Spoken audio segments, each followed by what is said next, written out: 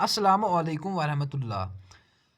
तो अब हम डिस्कस करने वाले हैं कि अब्बासिद पीरियड के अंडर साइंस और मेडिसिन ये जो डिफरेंट फील्ड्स हैं या डिफरेंट साइंसेस हैं इनमें कौन सी डेवलपमेंट्स हुई।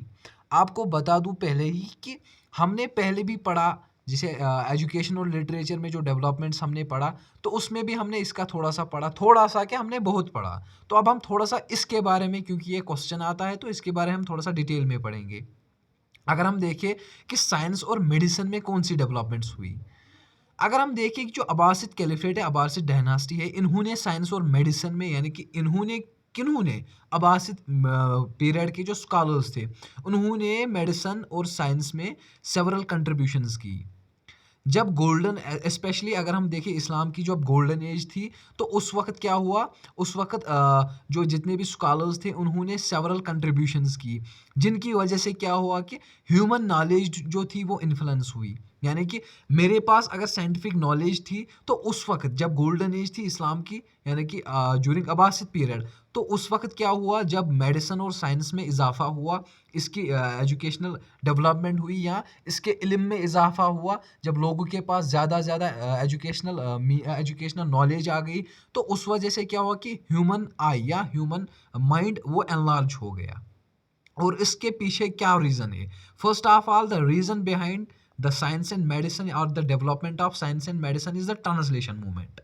ट्रांसलेशन मूवमेंट क्या है? जो ये एंशंट ग्रीक टेक्स्ट्स को ट्रांसलेट किया गया, तो उसमें हमें देखने को मिला कि मैंने पहले ही आपको बोला कि सेवरल ऐसे डिफरेंट फील्ड्स के ट्रांसलेटर्स को लाया गया कि आप अलग अलग फील्ड की बुक्स और अलग अलग फील्ड के साइंस को ट्रांसलेट कीजिए।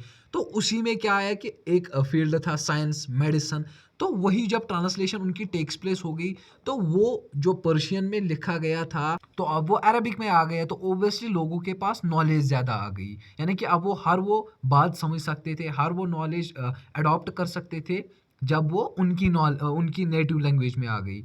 इसके अलावा अगर हम देखें मेडिसिन में कैसी एडवांसमेंट हो गई थी उस टाइम पे, यानी कि during Abbasid caliphate, Abbasid reign, अगर हम देखें ऐसे रिनाउड फिजिशियन थे यानी कि जिनका नाम था अल राजी, उन्होंने भी कंट्रीब्यूशंस की थी किसमें, फार्मेकोलॉजी में, यानी कि एक क्लिनिकल मेडिसिन, फार्मेकोलॉजी और क्लिनिकल मेडिसिन में उन्होंने अपनी कंट्रीब्यूशंस की थी, जिनकी वजह से क्या हुआ, यानी कि इनके आइडिया की वजह से क्या हुआ कि इन्होंने मेडिकल साइंस के रिलेटेड एक किताब लिखी, किताब अल हवा, जिसमें सेवरल टॉपिक्स आए, यानी कि मेडिसिन के रिलेटेड।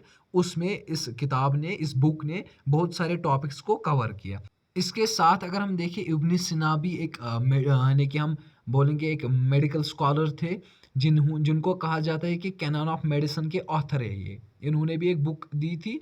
तो इनके हिसाब से भी, यानी कि इनकी कंट्रीब्यूशंस के हिसाब से भी हमें पता चलता है कि उस टाइम पे ऐसे स्कॉलर्स थे जिन्होंने मेडिसिन में कंट्रीब्यूशंस दी थी, यानी कि मेडिकल साइंस में उन्होंने कंट्रीब्यूट किया था और मेडिसिन की यानी कि मेडिकल साइंस की डेवलपमेंट में अपना अहम रोल अदा किया था।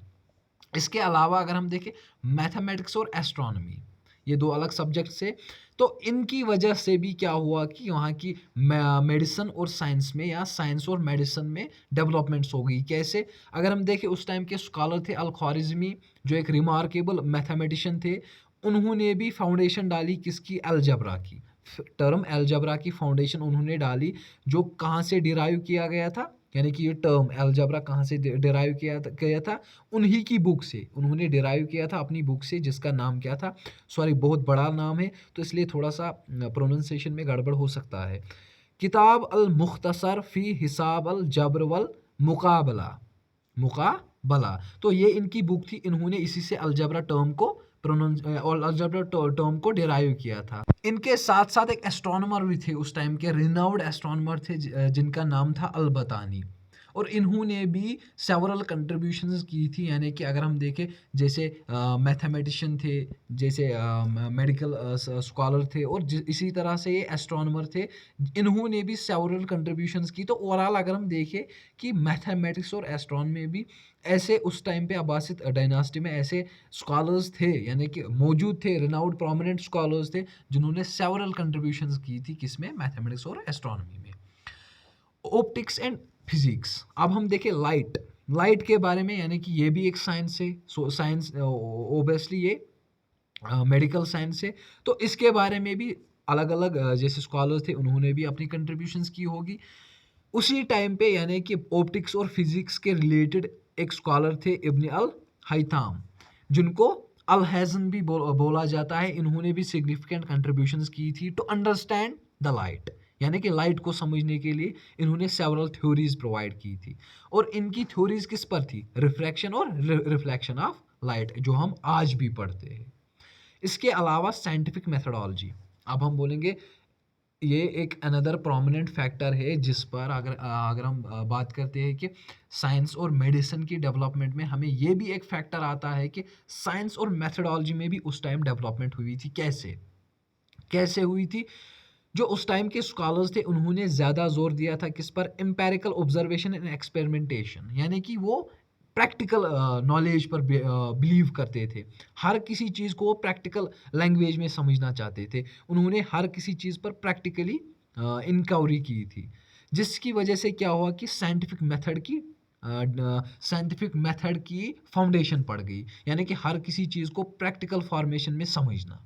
ओके, इन कंक्लूजन अगर हम देखें, ये जो अब्बासिड डायनास्टी है, इनकी वजह से यानी कि इस पीरियड में सेवरल स्कॉलर्स थे, उनकी वजह से उन्होंने सेवरल कंट्रीब्यूशंस की साइंस और मेडिसिन में, जो बहुत ही ज़्यादा जिसमें सेवरल टॉपिक्स आते हैं, वाइड टॉपिक्स आते हैं। और थ्रू ट्रांसलेशन मूवमेंट या ओरिजिनल रिसर्च हम बोलेंगे, जितने भी स्कॉलर्स थे उस टाइम, उन्होंने जो ये जितनी भी नॉलेज को प्रिजर्व किया था थ्रू ट्रांसलेशन और उसको सिंथेसाइज किया, जिसकी वजह से बाद में क्या हुआ कि उस नॉलेज को एडवांसमेंट मिली, यानी कि वो स्प्रेड हो गई। और जो आज भी अगर हम देखें और ऑल ओवर मुस्लिम वर्ल्ड में उस नॉलेज का बहुत इम्पैक्ट पड़ता है हम पर, यानी कि हम भी मुसलमान हैं तो हम उस नॉलेज से कहीं ना कहीं डायरेक्टली और इनडायरेक्टली कुछ ना कुछ सीखते हैं थ्रू और टीचर्स और फिलासफर्स और प्रोफेसर्स, डॉक्टर्स, कहीं ना कहीं पर डिफरेंट फील्ड्स की नॉलेज हमें प्रोवाइड की जाती है थ्रू डिफरेंट स्कॉलर्स। तो हम बोल सकते हैं कि साइंस और मेडिसिन में सेवरल डेवलपमेंट्स हुई थी अंडर